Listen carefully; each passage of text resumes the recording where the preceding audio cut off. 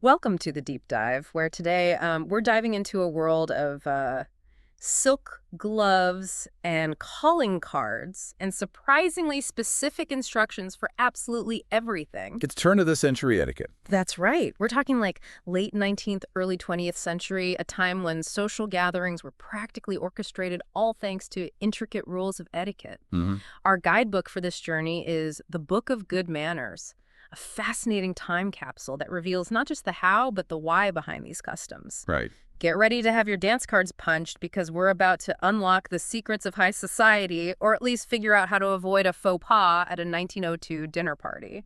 And you might be surprised to learn that many of these rules weren't just about which fork to use. Yeah. They were about navigating a social structure that was much more rigid than what we're used to today. Okay, let's unpack this. Okay. The book starts with calling cards. Right.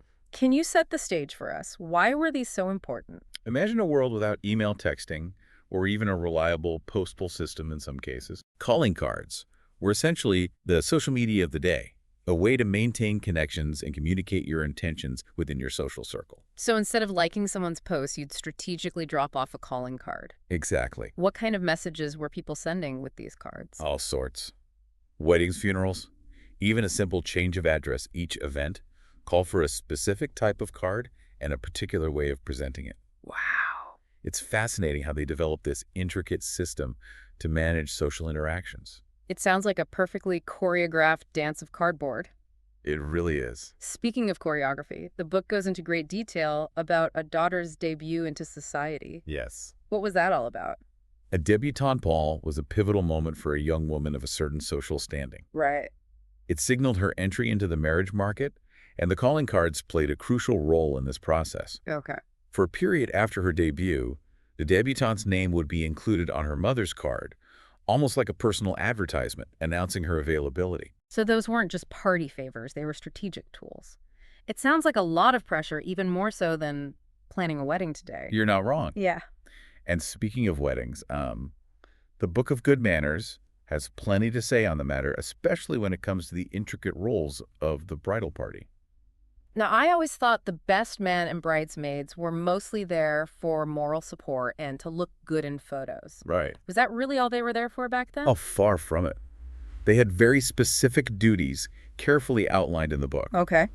The best man, for example, wasn't just the keeper of the rings. He was also entrusted with handling the clergyman's fee. Now that's a responsibility. What about the bridesmaids? Did they have equally important tasks? Absolutely. Besides the emotional support, they might help the bride dress and often received a special gift from her, sometimes even a piece of her wedding attire, a tradition that continues in different forms today. It's remarkable how certain customs manage to transcend time, even if they evolve along the way. Now, invitations are another area where the book gets incredibly detailed. What can you tell us about the etiquette surrounding those? Invitations were a window into the formality and significance of the event. Okay.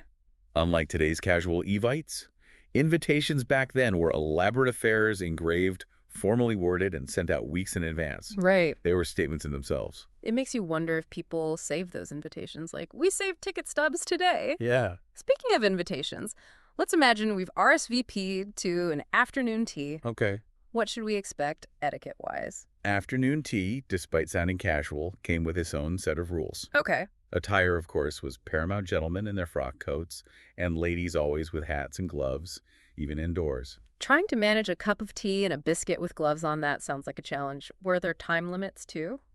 Indeed. 20 minutes was considered sufficient for a large reception. Okay. Interestingly, saying goodbye to the hostess wasn't always necessary. It depended on the size and formality of the gathering. So one could strategically make a quiet exit if the tea and crumpets weren't cutting it. Perhaps. That's a handy tip. It does make you appreciate the flexibility of modern social gatherings, doesn't it? It does. But let's move on to a more formal affair: dinner parties. Now that's where I imagine things get really intense. Yes. The Book of Good Manners seems to dedicate entire chapters to navigating the minefield of dinner party etiquette. Right. Where do we even begin? It was a highly structured event, starting with the seating arrangement, meticulously planned to avoid any social faux pas. Right. The host played a crucial role, introducing guests and setting the tone for the conversation. I imagine those introductions were more than just a quick name drop. What if you found yourself seated next to someone you didn't know? Yes. What were the rules of engagement? Conversation was key, of course, but choosing the right topics was crucial. Right. The Book of Good Manners Right. stressed engaging in bright and general conversation. Think along the lines of the weather, travel, or current events. Anything too controversial or personal was a definite no-no. So no heated debates about politics or sharing your life story before the soup course. Right. Got it. It's fascinating to think how these rules reflected the social anxieties of the time. Absolutely. And speaking of social anxieties, let's talk about balls and dances. Ooh, balls. These were high-stakes events, especially for young people hoping to make a good impression. Balls. Now we're talking, I'm picturing grand ballrooms, waltzing couples, and maybe a little bit of gossip whispered behind feathered fans. Of course. What were some of the key things to keep in mind at these events? Well, first and foremost, chaperones were non-negotiable, especially for young, unmarried ladies. Right. A gentleman couldn't even dream of asking a lady to dance without first obtaining permission from her watchful chaperone. So much for a spontaneous waltz. I'm starting to understand why those fainting couches were so popular back then. Yeah. The pressure. It's true. These events weren't just about enjoyment. They were a carefully orchestrated performance, a chance to see and be seen, and your every interaction was being judged. Wow. And of course, attire was paramount. We're talking full evening dress tailcoats, white ties, and polished shoes for the gentlemen. And the ladies. What sartorial masterpieces did they adorn themselves with? Imagine luxurious fabrics, intricate details, perhaps even a touch of sparkle. The goal was to make a statement. Wow. These events were as much about fashion as they were about social interaction.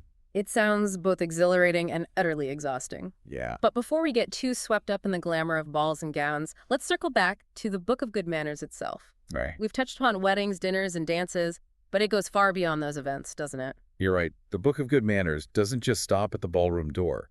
It covers everything from how to gracefully decline a second helping at dinner to the proper way to hold an umbrella. It's like a glimpse into a parallel universe of manners. It really is. Speaking of glimpses, let's peek into a few more intriguing sections of the book. What about mourning etiquette? I imagine that was a whole other world of customs and traditions. Mourning was a highly codified period in that era. It wasn't just about personal grief. It was also a public display governed by very specific rules and timelines. Wow. The Book of Good Manners details the appropriate attire for different stages of mourning, the types of stationery to use, and even how long one should wait before resuming social calls and events. It sounds incredibly intricate and, to be honest, a little overwhelming. Imagine coordinating black borders on your stationery while you're grieving. It makes you appreciate the more flexible approaches we have today. Absolutely. But it also highlights how differently death and grief were experienced back then, a much more public and formalized affair. It's like they had a rule book for every emotion. But on a lighter note, let's move on from mourning attire to something a little more, shall we say, palatable. What about table manners? Did the Book of Good Manners offer any surprising insights into dining etiquette? You mean besides the proper way to eat asparagus? Well, yes. I'm still reeling from that revelation. Right. But I'm sure there were other dining dilemmas that required careful navigation. Oh, absolutely. What about, say, refusing a second helping? Was that a social minefield? You had to be delicate, certainly. The book advises expressing gratitude for the offer and politely stating that you've enjoyed the first serving immensely. So it's all about emphasizing your appreciation for what you've already received. Smart. I imagine conversation was another key element of a successful dinner party. Were there topics considered off limits? Definitely. Remember, bright in general was the guiding principle. Right. Topics like politics, religion, or anything too personal were considered inappropriate for polite conversation. It sounds almost stifling to our modern sensibilities. But I suppose the goal was to keep the conversation flowing smoothly and avoid any awkward or potentially heated moments. Exactly. It was about maintaining a sense of decorum and ensuring everyone felt comfortable. On that note, let's talk about something that might make a few modern-day folks uncomfortable: the concept of shaking hands. Was that as common then as it is today? Shaking hands was a very deliberate act imbued with meaning. According to the Book of Good Manners, a guest should shake hands with the hostess upon being introduced and again upon taking their leave. It was a way to acknowledge the host's hospitality and express your gratitude for the invitation. So no casual waves or air kisses then. Right. It sounds much more formal than our modern approach, but I suppose that emphasis on formality was woven into the very fabric of their society. We've talked about attire dining, even mourning, but what about those everyday interactions, the ones we barely think twice about today? You'd be surprised how much those seemingly mundane actions were governed by etiquette. Take carrying an umbrella, for example. Okay, I'm intrigued. What's the proper way to handle an umbrella in 1902? Was it a fashion accessory as much as a practical tool?